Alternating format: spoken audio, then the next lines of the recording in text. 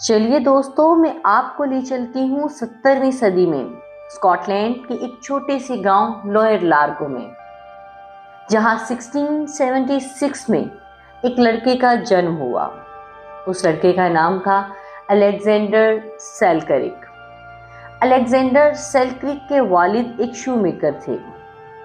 Alexander सेल्करिक बचपन से ही एक अजीब किस्म का इंसान था। उसे बचपन से ही कुछ नया करने का शौक था। लोग उससे हमेशा परेशान रहते थे, क्योंकि या तो वो लोगों के साथ लड़ाई करता रहता या फिर चर्च में जाकर वहां इबादत करते हुए लोगों को तंग करता।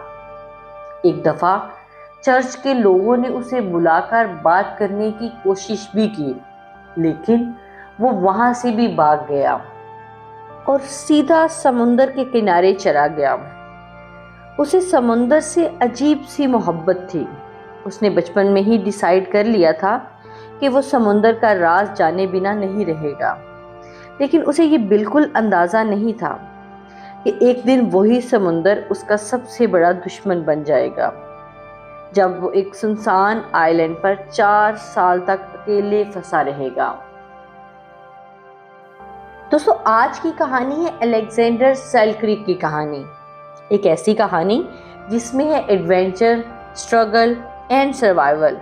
तो वीडियो को एंड तक ज़रूर देखिएगा, और जिसने मेरे चैनल को सब्सक्राइब नहीं किया तो प्लीज़ मेरे चैनल को सब्सक्राइब कर लें। अलेक्जेंडर को बचपन से ही ज़मीन पर ज़िंदगी पसंद नहीं थी। एक दफ़ा वो छोटी सी उम्र में ही घर से भाग गया और समुंदर के सफ़र पर निकल गया। वो ज़मीन पर हमेशा गुस्से में रहता था। एक बार जब वो अपने समुंदर के सफ़र से वापस लौटा तो उसके भाई ने मजाक उड़ाया, वो किस किस्म की ज़िंदगी जी रहा है।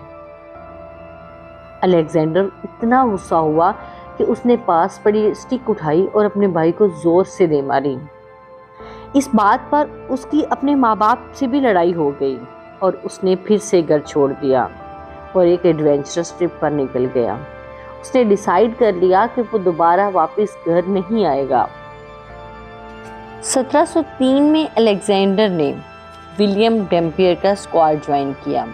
ये लोग असल में आर्म्ड मर्चेंट शिप चलाते थे, जो स्पेनिश शिप पर हमला करते और उनका माल लूट लेते। अलेक्जेंडर ने एक शिप ज्वाइन की जिसका कैप्टन था थॉमस स्टार्डलिंग, और ये बंदा ही हमारी कहानी का विलन बनने वाला है। ये लोग केप हॉर्न के पास एक फ्रेंच शिप से टकरा गए। भयंकर किस्म की जंग हुई, लेकिन वो शिप इनके हाथ ना आई। उसके बाद पानामा के एक गोल्ड माइनिंग टाउन पर अटैक किया, लेकिन वहाँ के लोगों ने भी इन पर हमला कर दिया और वहाँ पर भी ये लोग हार गए। किस्मत जैसे इनसे रूठ गई थी, कोई भी मिशन सक्सेसफुल नहीं हो रहा था। लेकिन फिर उन्हें दूर से एक स्पेनिश मर्चेंट शिप दिखी। उन्होंने उस स्पेनिश मर्चेंट शिप पर हमला कर दिया और इस बार जीत अलेक्जेंडर के ग्रुप की हुई और अलेक्जेंडर को लूटे हुए सामान का इंचार्ज बना दिया गया। लेकिन फिर कुछ ऐसा हुआ जिससे क्रू के बीच झगड़ा बढ़ गया।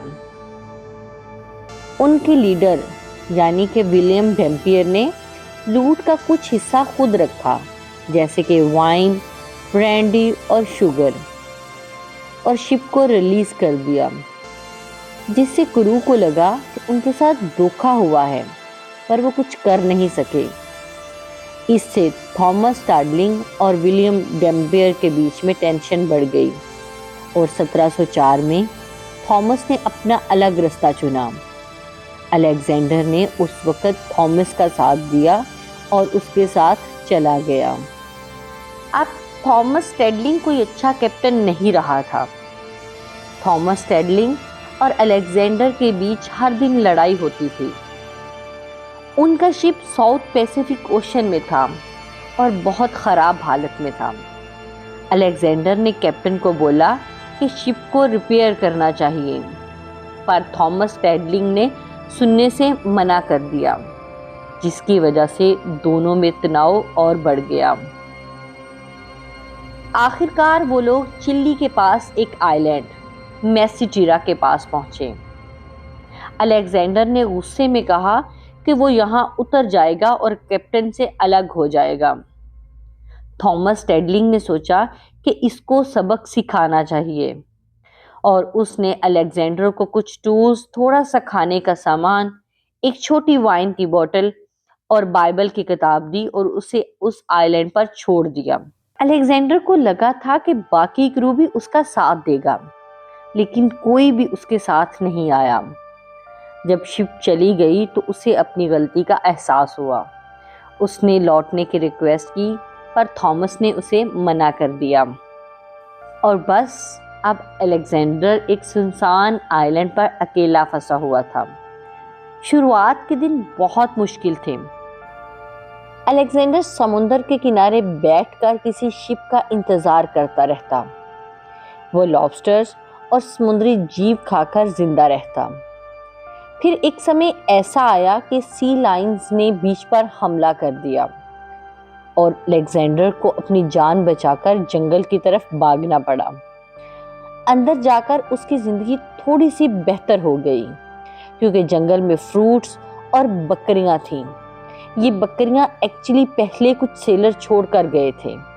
इन बकरियों से अलेक्जेंडर दूध और गोश्त की कमी तो पूरी कर लेता था, लेकिन असल समस्या थी रात गुजारना, क्योंकि जंगली चूहे इस पर हमला करते थे।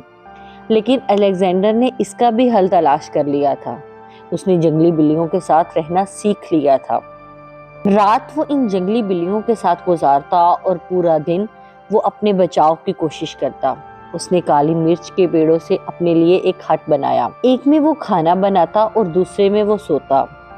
उसके पास थोड़ा गन पाउडर था जिससे वो शिकार करता, लेकिन जब वो गन पाउडर खत्म हुआ तो उसने दौड़कर शिकार पकड़ना सीख लिया। एक बार वो पहाड़ी से गिरा, लेकिन किस्मत अच्छी थी, वो सीधा अपने शिकार पर गिरा और बच गया। उसने अपने पिता से शू मेकिंग की ट्रेनिंग भी ले रखी थी। वो एनिमल्स की स्किन से कपड़े और जूते बनाता था, लेकिन उसके पैर इतने मजबूत हो चुके थे कि उसको जूते की जरूरत ही नहीं पड़ती थी। वो अपना सारा दिन बाइबल पढ़कर गुजारता। आपको ये जानकर हैरानी होगी कि उसके रहने के दौरान 2 शिप्स उस आइलैंड के पास से गुजरे, पर दोनों स्पेनिश शिप्स थे। अगर अलेक्जेंडर उनके हाथ लगता तो वो उसे टॉर्चर कर मार देते। एक बार तो एक स्पेनिश सेलर ने उसे देख भी लिया था, लेकिन अलेक्जेंडर ने दरख्त पर चढ़कर अपनी जान बचाई। ऐसे ही 4 साल और 4 महीने गुजर गए। फिर आया वो दिन, 2 फरवरी 1709। एक शिप उसे आइलैंड के पास आई और सोचिए उसका कैप्टन कौन था। वही विलियम डैम्पियर जिसके साथ अलेक्जेंडर ने कभी अपनी जर्नी स्टार्ट की थी। अलेक्जेंडर उन्हें देखकर भागकर समुद्र की तरफ दौड़ा, क्योंकि उसने 4 साल तक किसी से बात तक नहीं की थी। डैम्पियर के क्रू ने उसे देखा और उसे अपने शिप पर ले लिया। अलेक्जेंडर ने उस तमाम क्रू को अपनी कहानी सुनाई कि किस तरह से उसने अपने अकेलेपन में जिंदा रहकर सब कुछ सीखा। क्रू ने उससे बताया कि थॉमस टेडलिंग का शिप 1704 में ही डूब गया था और अलेक्जेंडर भी अगर उनके साथ होता तो शायद वो जिंदा ना होता। इस क्रू में एक कैप्टन था जिसको अलेक्जेंडर बहुत पसंद आया और उसने उसे अपने साथ शिप पर रख लिया। अलेक्जेंडर फिर से समुद्र में निकल गया। इस बार उन्होंने बहुत से स्पेनिश शिप्स लूटे और बहुत सारा सोना कमाया। 1711 में वो लंदन वापस आ गया, 8 साल बाद। अब अलेक्जेंडर एक लोकल हीरो बन गया था। लोग उसकी कहानी सुनने के लिए पब्स में भीड़ लगाते। वो इतना अमीर हो गया था कि उसे पैसों की जरूरत ही नहीं रही। कहते हैं खुशी खुशी में उसने 2 शादियां की, लेकिन थोड़े ही महीनों बाद उसे दुनिया बेकार लगने लगी। उसने सब कुछ छोड़ दिया और एक सिंपल जिंदगी जीने लगा। कुछ लोग तो ये भी कहते हैं कि वो गारों में जाकर रहता था। इसी अरसे के दौरान एक राइटर जिसका नाम था डैनियल डेफ्यू उसने इस पर एक किताब भी लिखी, the life and strange surprising adventures of Robinson. ये किताब दुनिया भर में मशहूर हुई और इसी की बेस पर एक हॉलीवुड फिल्म भी बनी। दोस्तों, किसी आइलैंड पर 4 साल तक अकेले रहना सुनने में रोमांचक लगता है, पर असल में वो एक डर और तन्हाई भरी जिंदगी होती है। तो ये थी कहानी अलेक्जेंडर सेल्क्रिक की, एक ऐसे आदमी की कहानी जिसने अपनी जिंदगी, अपनी हिम्मत और सर्वाइवल से दुनिया को हैरान कर दिया। अगर आपको ये कहानी अच्छी लगी हो तो वीडियो को लाइक करें, दोस्तों के साथ शेयर करें और कमेंट सेक्शन में बताएं कि अगर आपको किसी आइलैंड पर अकेले छोड़ दिया जाए तो क्या आप 4 साल तक जिंदा रह पाएंगे। और अगर हाँ, आप मेरे चैनल पर नए हैं तो सब्सक्राइब जरूर करें और बेल आइकन को दबाना ना भूलिएगा। अल्लाह हाफिज।